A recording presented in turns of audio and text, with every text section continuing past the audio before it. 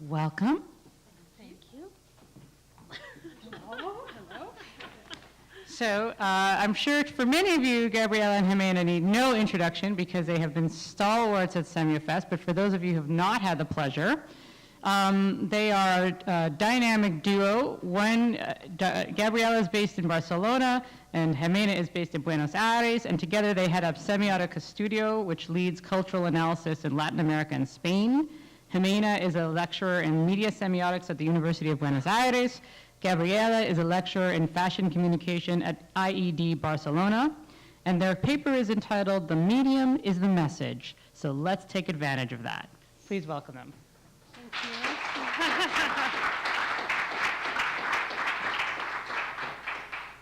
This is the name. Hello, everyone. Happy birthday to Marshall.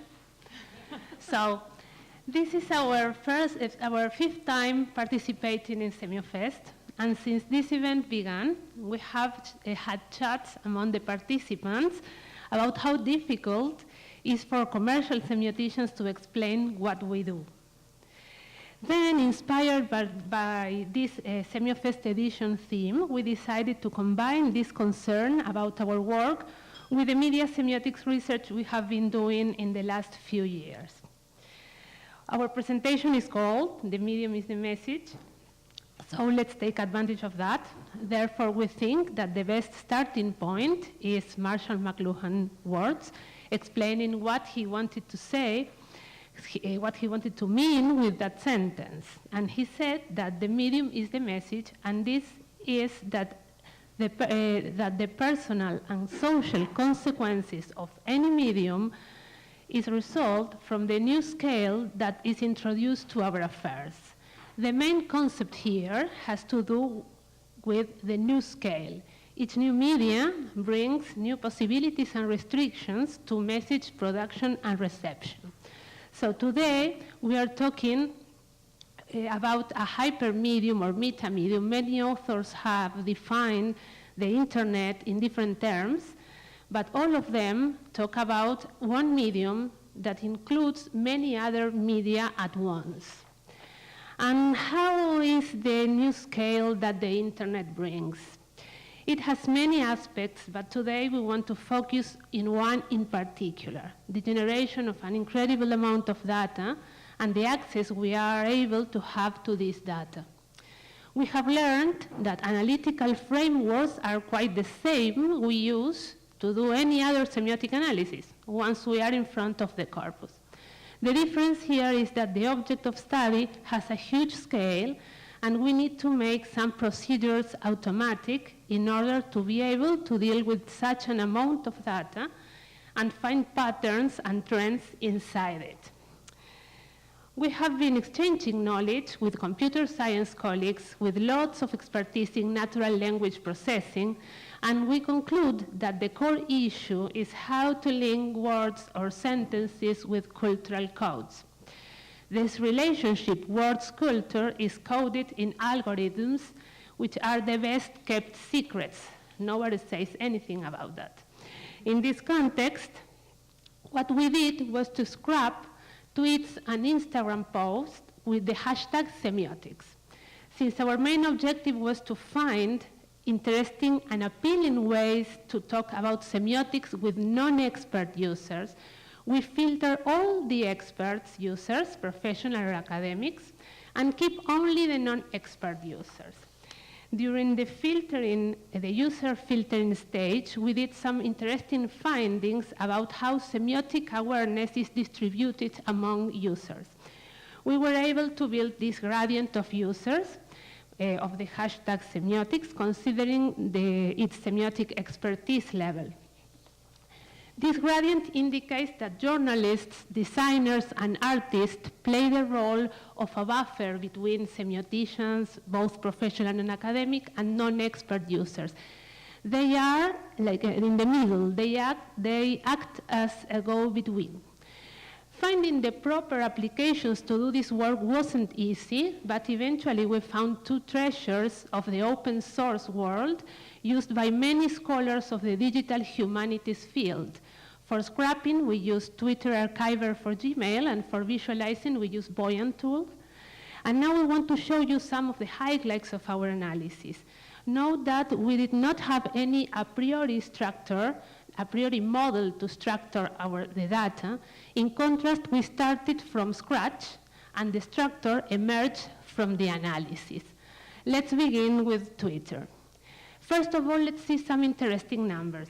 From the total of 376 tweets, it was during a month, with the hashtag semiotics, only 96 were written by non-expert users. And out of these 96 tweets, the collocations of semiotics hashtag show a variety of associated concepts, but none of them is heavily used.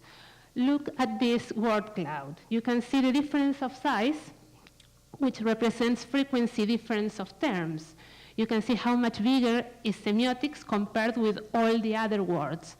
The second frequent word was writing, with 8 occurrences. And in the third place, language and poem, with 6 occurrences. After them, there are around 500 other words used with this hashtag, even less than 5 times. The words distribution is quite spread and variable, as you can see. There are few and very different collocations for semiotics, a diverse set of uses of this term. Here we have the what. Non-expert users talk about semiotics when they are talking about writing, language, poems, rhymes. Semiotics as a universe close to linguistics, literature, poetry. The 3 of them have to do with words, with the domain of Saussure slang. Let's go a bit deeper in the tweets analysis. Once we have the what, the most relevant words or concepts, we need to go back from the keywords to the complete tweets, where they come from, to understand their meaning in the context of the complete sentence, and even check if there are images related to each of these words. All these are marked with these rows. Writing, language, lexicons, linguistics. Here, semiotics has to do with verbal language, and it's 2 aspects, speaking and writing. Words are the social meaning reservoir. In the second place, considering frequency, non-expert users talk about semiotics when they are talking about other 2 meaning universes. One of these was art and design. In this case, semiotics has to do with the aesthetics dimension of visual messages, drawing, typography, illustration, interfaces.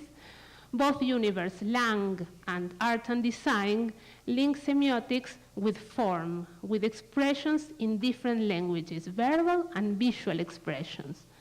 And in the third place, the third meaning universe of semiotic hashtag is a bit less evident than the previous 2.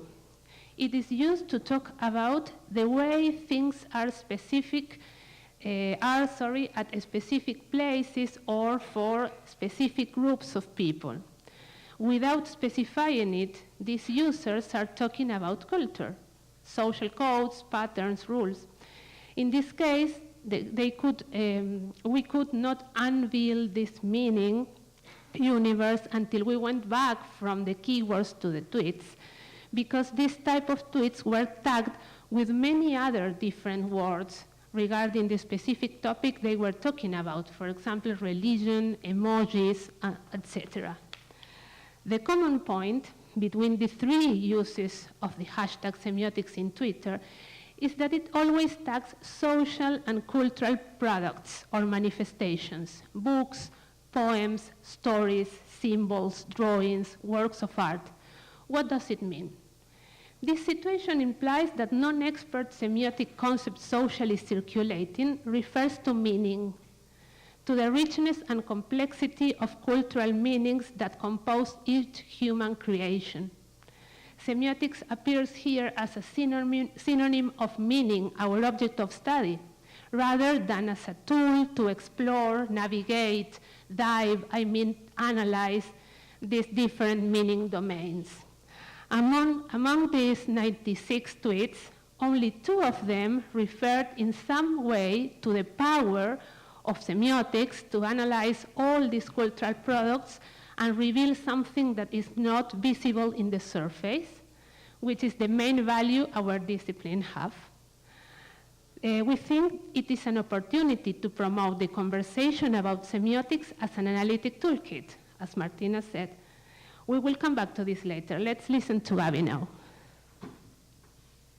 So following the same steps and the same gradient of users, we also dared, and I tell you why I say dare here, to get into Instagram. We found that we had to do it a little bit more manually and in an artisanal way here, because, yes, we were talking about the access also. You like some of the images there. The thing is that their data is not as open as the ones on Twitter because, of course, they belong to Facebook. So, you know, there are no open source tools to scrap the data here. And on the other hand, Instagram basically is about visuals. So we are not fully convinced with the algorithms and tools that are out there to analyze visuals. As, for example, Tim explored when he was exploring in his book, Culture Mapping, the concept of the one you presented, Indulgence, in Paris. You had to go beyond what the tag words written by users were expressing, because as also Lev Manovich has said about this, metadata is only a dimension of visualization of images. So we have to put into practice our semiotic expertise also when we refer to weak signs such as images. Weak signs, they are much more open to interpretation. So do the words that go with them interpret them to the full potential? No, not at all. So we concluded here, so again, the medium is the message now, so we go back to this idea of the extension. People feel safer to fool around with the idea of semiotics. Again, non-experts keep this in mind, because we have a little bit of everything, from culture to nail art. I mean, it's a broad range. So we concluded here, or we observed that meaning emerges on Instagram in a sort of, I would say, syntagmatic way, through association, in the intermediate space, as the sequential arts does, for example, comic books or graphic novels. One cannot be fully understood without the other. It's in this mixer, in this intermediate space, that we can understand things. So, considering all this, we went through the same, or we found more or less the same meaning territories. Culture, there are images that talk for themselves, you know. For example, how things are, semiotics, look at the girl standing. Then visual, as Ximena said, art and design, in this case with a deeper meaning related to visuals and also self-expression. And then, and this is something specific of Twitter, of Instagram, we had to add, because of what I was saying before, our semiotic tools to try to understand or to extend the meaning of what these images plus, or this intersection, but mainly the images, were expressing. So we transformed that to words, because it's the way to visualize with the Voyant tools, and we found quite an interesting thing. Voyant tool, offers interactive visualizations. We have just screenshots here due to time constraints, but it's a very, very interesting tool to explore because it keeps changing according to what you want to highlight. So if you see, in this case we have the frequent and the occasional users. Of course, I didn't mention that, but the occasional users, non-experts of the semiotics hashtags are much more than the frequent one. And then the visual analysis keywords, our semiotic expertise about the images, and then a combination of all that shows much more consistent way this data visualization shows or helps us to order our ideas in order to build storytelling also. That's why we use this. It's much more consistent in terms of what they were referring to. So, to sum up, and we found that people or non-experts talk about semiotics when they refer to these meaning territories, as you say, culture, art, and design with a twist. Lang is a specific meaning territory, of Twitter, we have this idea of visual art, self-expression, and our visual observation analysis is needed on Instagram to go deeper into that. So these are the highlights, of course. So out of this, how can we grab the attentions of the client who don't have a clue about semiotics? As you said, grabbing their attention is breaking the ice, and then to educate, help them, or whatever. So we developed a very simple strategy according to this idea of the meaning territories. It is a sort of narrative sequential path. And this is important. This emerges from the analysis, as we said. According to all the meaningful territories, or the meaning territories, we went for this basic storytelling. Hack the culture. Break the artifice. What happens around you? Don't take it for granted. Mind the sign through the signals around you. Pay attention and call the detectives as the solution. We have a video, 50 seconds. Can we use it just to show what we mean? And this is just a rough idea, yes, that we prepared. It should be here. Let's see. It is our version, a rough version of what we mean by this. It can be explored, of course, in several ways. So let's see, we should have it in the folder. Sarah? Yes, here. Yeah. This one. Hello? Okay. Yeah. Yeah, yeah.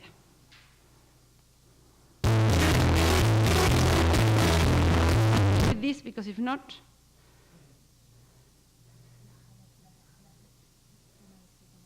sí, eso hice, pero un poco lento.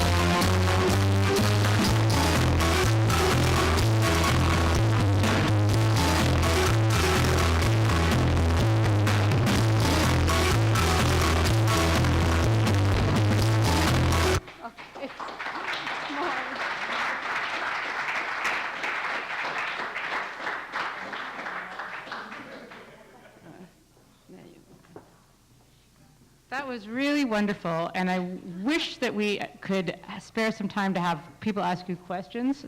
Unfortunately, we're so behind, I think we're going to have to say no questions. I would love to hear what Christian Wong has to say about that music, though. But thank you very much, and please ask some questions afterwards.